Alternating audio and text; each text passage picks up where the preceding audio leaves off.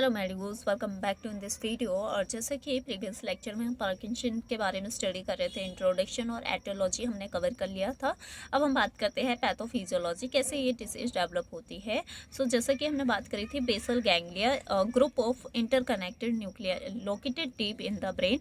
मतलब basal ganglia होता क्या है, ये इंटरकनेक्टेड न्यूक्लियाई होती हैं जो कि डीप हमारे किसी ब्रेन एरिया में होती हैं, जो कि मोटर कंट्रोल करती हैं और manage the signal that allow brain to move muscles. यानी हमारी कहीं ना कहीं ब्रेन को कंट्रोल कर रही हैं, ताकि जो ब्रेन है हमारे मसल्स को कंट्रोल कर रहा है, उस ब्रेन को भी कंट्रोल करने वाली हमारी ये ग्रुप ऑफ इंटरकनेक्टेड न्यूक्लियाई होती हैं, जिसे बेसल गैंग्लिया कहते हैं। इसके अंदर क्या होता है, बेसल गैंग्लिया के अंदर contains balance of dopamine and acetyl choline. ये एक तरीके से बैलेंसिंग बना के रखता है किसका, डोपामिन और एसिटाइल कोलिन का, जो कि नेसेसरी होती हैं हमारे पोस्चर को रेगुलेट करने के लिए, मसल टोन को कंट्रोल करने के लिए, हमारे वॉलेंटरी मूवमेंट्स को कंट्रोल करती है। Okay, specially basal ganglia. अब क्या होता है, डिस्ट्रक्शन होता है। जब यही डिस्ट्रक्शन हो जाती है, यानी हमारे डोपामिनर्जिक न्यूरॉन सेल क्या होने लगते हैं, डिस्ट्रॉय होने लगती हैं सब्सटेंशिया नाइग्रा में located in the basal ganglia, जिसकी वजह से क्या होता है, डिप्लीशन होता है डोपामिन स्टोर। अब जब सेल डेड करेंगी तो हमारा जो डोपामिन स्टोर है वो भी डिसबैलेंस होता है, डिप्लीट होने लगता है। ओके, तो जिसकी वजह से क्या होता है, डिजनरेशन ऑफ डोपामिनर्जिक नाइक्रोस्ट्रेटल पाथवे, और यहाँ पे वो पाथवे डिस्टर्ब होता है, जिसकी वजह से हमारे एक्साइटेटरी यानी एसिटाइल कोलिन और इनहिबिटरी डोपामिन न्यूरोट्रांसमीटर के बीच में इम्बैलेंसिंग होती है कॉर्पस स्ट्रेटम वाले एरिया में। ओके, जिसकी वजह से impairment of the extra pyramidal tracts, और इसकी वजह से हमारे एक्स्ट्रा पिरामिडल ट्रैक्ट में इम्पेयरमेंट होता है, जो कि हमारे बॉडी मूवमेंट को कंट्रोल करते हैं।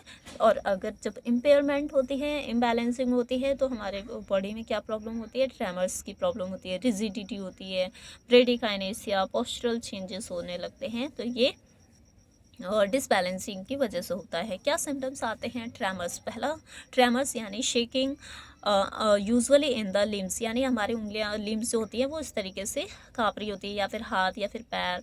ओके, हैंड और फिंगर्स में प्रॉब्लम हो सकती है। थम रबिंग करते हैं पेशेंट इस केस में। Okay, 4 fingers back and fourth. Okay, आगे पीछे मूव कर रही हैं उंगलियां अजीब सी।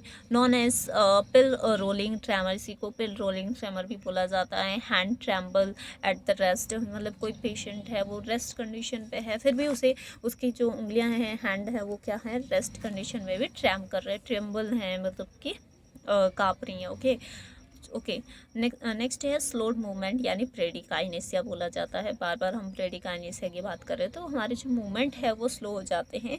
Over the time movement slow हो जाएगा, make simple task difficult and time consuming. तो जो मूवमेंट है वो स्लो होने की वजह से जो सिंपल टास्क होंगे वो भी डिफिकल्ट लगने लगते हैं पेशेंट को, टाइम कंज्यूम होता है इसका। ओके, स्टेप्स बिकम शॉर्टर, जो छोटे जो स्टेप्स होते हैं, तो हम जब चलते हैं तो जो स्टेप की गैपिंग होती है वो छोटी हो जाती है। Okay, difficult to get out of the chair, यानी उस पेशेंट को चेयर से उठने में भी दिक्कत होगी।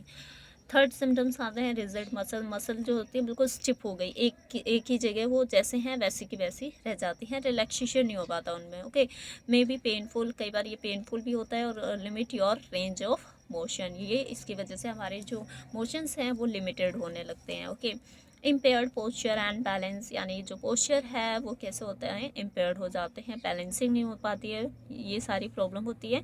लॉस ऑफ ऑटोमेटिक मूवमेंट, जो ऑटोमेटिक मूवमेंट होते हैं वो भी लॉस हो जाते हैं। Decrease ability to perform unconscious movements including blinking, smiling, swinging arms when you walk. तो ये सारी प्रॉब्लम होने लगती हैं। जो हम ब्लिंकिंग नॉर्मली इनवॉलेंट्री करते हैं, वो सारी चीज़ें क्या होती हैं, डिस्टर्ब हो जाती हैं, प्रॉपर नहीं हो पाती। स्पीच चेंजेस, यानी जो पेशेंट है वो प्रॉपर स्पीक नहीं कर पाएगा, में स्पीक सॉफ्टली, और कई बार क्विकली, बहुत फास्ट बोलेगा, स्लर बोल सकता है, हेजिटेशन होगी before talking. Okay, writing changes हो सकते हैं, हार्ड टू राइट, उसे लिखने में दिक्कत होगी, स्मॉल राइटिंग, बहुत छोटा छोटा लिखेगा। ओके, एक्सेसिव सलाइवेशन, बहुत ज़्यादा लार जो सलाइवा होता है वो रिलीज़ होगा। सेपोरिया यानी कि excessive secretion of sebum from the sebaceous gland, हमारे जो सीबम सेबेसियस ग्लैंड होते हैं स्किन में, और उनसे ऑयल निकलता है, तो उसमें से वो बहुत ज़्यादा एक्सेस में रिलीज़ होंगे। मूड चेंजेस हो सकते हैं पेशेंट के। ओके, सो इसके डायग्नोसिस क्या हो सकते हैं, मेडिकल हिस्ट्री देख सकते हैं हम, साइन सिम्टम्स देख सकते हैं, ब्लड टेस्ट करवा सकते हैं ताकि अदर कंडीशन के बारे में पता लग सके, फिजिकल एग्जामिनेशन कर सकते हैं, उसके मूवमेंट्स कैसे हैं, हैंड्स नॉर्मल हैं, बैलेंसिंग है नहीं प्रॉपर, तो ये सारी चीज़ें हम डायग्नोस में यूज़ कर सकते हैं। न्यूरोलॉजिकल एग्जामिनेशन कर सकते हैं by the SPECT, single photon emission, computerized tomography की हेल्प से स्कैनिंग कर सकते हैं ब्रेन की। ओके, उसके बाद है हमारा ये कॉल्ड डोपामिन ट्रांसफ़र स्कैन भी कर सकते हैं, यानी हमारे ब्रेन की स्कैनिंग करने का मतलब डोपामिन ट्रांसपोर्टर स्कैन करेंगे। इमेजिंग टेस्ट कर सकते हैं, MRI, ultrasound of the brain, proton emission tomography कर सकते हैं, जिसके बारे में हम प्रीवियस लेक्चर में देख चुके हैं। ओके, सो अब इसका ट्रीटमेंट क्या है, drugs affecting brain dopaminergic systems, और जैसे कि डोपामिन प्रिकर्सर ले सकते हैं, लीवोडोपा, पेरिफेरल डिकार्बोक्सिलेज इनहिबिटर लेंगे जैसे कि कार्बिडोपा और बेंसेराजाइड हो गया, डोपामिनर्जिक एगोनिस्ट ले सकते हैं, प्रोमोक्रिप्टेन, रोपिनोरोल, प्रामीप्लेक्सोल, माओ बी इनहिबिटर ले सकते हैं, सैलिजिलिन हो गया। ओके, कॉम्ट इनहिबिटर ले सकते हैं, एंटा कैपोन, टोलकापोन, डोपामिन फैसिलिटेटर्स ले सकते हैं, अमेंटाडिन। तो ये सारे कैटेगरी ऑफ ड्रग्स हैं जो हम यूज़ कर सकते हैं। और drugs affecting brain cholinergic system, ऐसे ड्रग जो कि कॉलिनर्जिक को कंट्रोल करेंगे, कॉलिनर्जिक न्यूरोट्रांसमीटर को, जैसे कि सेंट्रल और एंटी कॉलिनर्जिक ड्रग हो गए, ट्राईहेक्सी फेनाइडिल, बेंज हेक्सोल हो गया, प्रोसाइक्लिडिन, विप्रेडिन।